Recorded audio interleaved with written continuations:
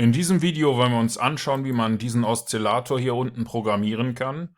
Es handelt sich um den MACD, der ist ziemlich beliebt. Der hat eine grundlegende Main und eine Signallinie. Und wir wollen jetzt mal das Hauptsignal dafür berechnen. Also lassen Sie uns mal schauen, wie das mit MQL5 geht. Der MACD-Oszillator wird in einem separaten Chart unterhalb des Kerzencharts angezeigt. Er hat zwei Werte, die ein Signal anzeigen. In diesem Fall wollen wir das Signal der Hauptlinie berechnen. Um ihn zu verwenden, erstellen wir eine separate MQ5-Datei und legen sie in dasselbe Verzeichnis wie die anderen Platin-Systemdateien. CheckEntry MACD.mq5 ist der Name der Datei, und sie enthält nur eine Funktion namens CheckEntry. Die Kauf- und Verkaufssignale für unser System werden von dieser Funktion berechnet und zurückgegeben. Oszillatoren sind eigentlich nicht dazu gedacht, Signale zu erzeugen. Stattdessen werden sie verwendet, um andere Signale zu bestätigen oder auszufiltern.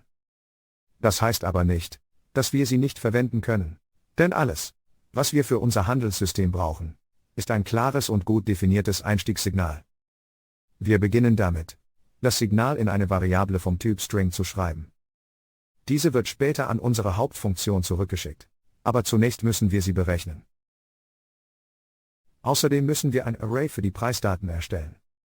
Und mit ArraySetterSeries ordnen wir unser Array und wollen es von der aktuellen Kerze 0 abwärts sortieren. MQL5 verfügt über eine Funktion zur Berechnung des MACD und diese Funktion heißt iMACD. Wir übergeben das Symbol als ersten Parameter, gefolgt von der Periode, die derzeit in unserem Chart ausgewählt ist. Es folgen 3 weitere Werte, um die Periode für den schnellen exponentiellen gleitenden Durchschnitt, dann den langsamen exponentiellen gleitenden Durchschnitt und die Signalperiode zu definieren. Die Werte sind 12, 26 und 9, da dies die Standardwerte für den MACD-Oszillator sind. Der letzte Parameter wird verwendet, um festzulegen, wie das Signal berechnet werden soll. Wir möchten hier Price_Close verwenden, um den Schlusskurs zu nutzen. Mit Copybuffer füllen wir nun unser Array entsprechend der Definition, die wir erstellt haben. Wir tun dies für Puffer 0, da dies der Hauptpuffer für den MACD-Oszillator ist. Wir beginnen mit der aktuellen Kerze, das ist Kerze 0. Und wir wollen den Wert für 3 Kerzen speichern. Das Ziel ist unser Preisarray. Nachdem wir das getan haben, können wir den aktuellen Wert berechnen, indem wir den Wert der Kerze 0 in unserem Preisarray betrachten. Wenn dieser Wert größer als 0 ist, wollen wir verkaufen. In diesem Fall weisen wir unserem Signal das Wort Sell zu. Liegt der Wert unter 0, bedeutet das, dass wir kaufen wollen. Daher weisen wir dem Signal jetzt das Wort Buy zu. Und am Ende unserer Funktion wollen wir das MACD-Signal an unser Hauptmodul zurückgeben, das die Funktion onTick enthält. Vergessen Sie bitte nicht, Ihre Eingabedatei zu speichern, aber Sie müssen sie wirklich nicht gleich kompilieren. Die Kompilierung erfolgt im Hauptmodul, aber ehe Sie das tun, suchen Sie die Include-Anweisung für das Einstiegssignal und ändern Sie sie so, dass sie unsere neue Datei CheckEntry MACD MQ5 verwendet.